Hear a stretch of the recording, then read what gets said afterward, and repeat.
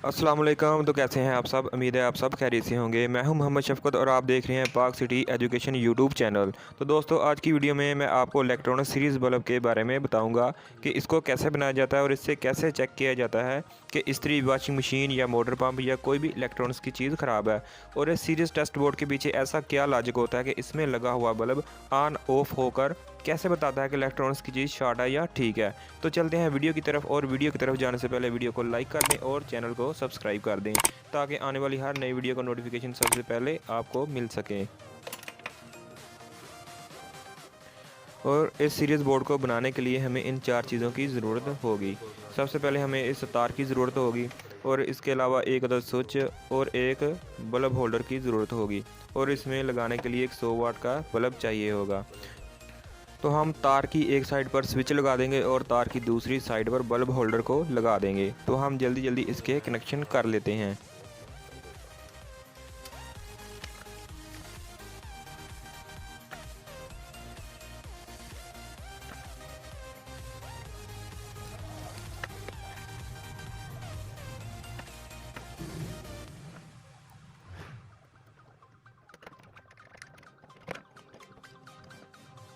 अब आप ये देख सकते हैं कि ये बल्ब डायरेक्ट 220 वोल्ट पर ऑन हो रहा है, और इसको सीरियस टेस्ट बोर्ड बनाने के लिए हम इस रेड बार को दरमियान से कट कर देंगे।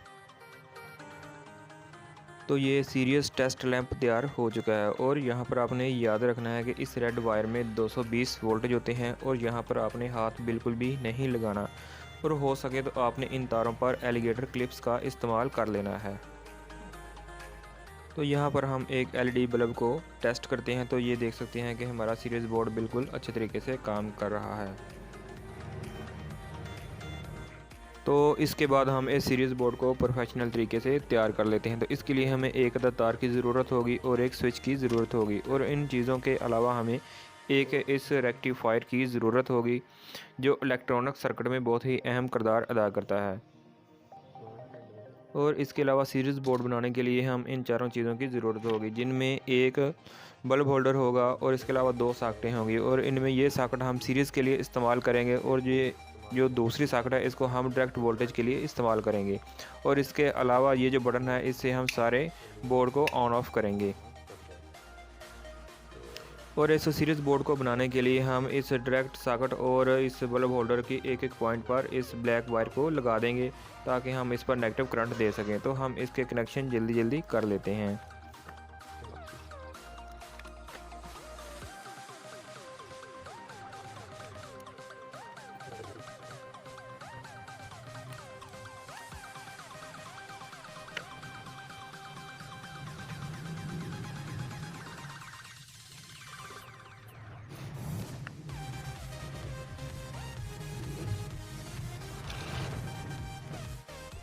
तो यहाँ पर हमने डायरेक्ट सॉकेट के नीचे वाले पॉइंट से लेकर बल्ब होल्डर के नीचे वाले पॉइंट तक एक न्यूट्रल वायर लगा दी है। क्योंकि ये दोनों पॉइंट कॉमन होते हैं, इसलिए हम यहाँ पर नेगेटिव वायर को लगा देंगे। अब बारी आ जाती है फेज़ करंट की। तो यहाँ पर हम इस पॉइंट को अभी छोड़ देते हैं। ऊपर वाले पॉइंट से लेकर इस सॉकेट तक हम एक जंपर लगाएंगे, तो ये सॉकेट डायरेक्ट हो जाएगी। और यहाँ से लेकर हम एक और जंपर लेंगे और इस सीरियस सॉकेट के ऊपर वाले पॉइंट पर लगा देंगे। तो ये वाला पॉइंट नीचे वाले पॉइंट के सीरियस से होता हुआ, यहाँ से होता हुआ बल्ब के इस पॉइंट पर हम एक जंपर लगाएंगे। तो इसी तरह हमारे ये कनेक्शन मुकम्मल हो जाते हैं। तो बटन के साथ वाली ये सॉकेट डायरेक्ट हो जाएगी, और ये सीरियस सॉकेट होगी जिसे हम इस बल्ब के साथ कनेक्ट कर देंगे। तो अब इस सीरीज़ बोर्ड को मेन करंट देने के लिए हम एक वायर का यूज़ करेंगे, और इसके हम कनेक्शन फटाफट कर लेते हैं।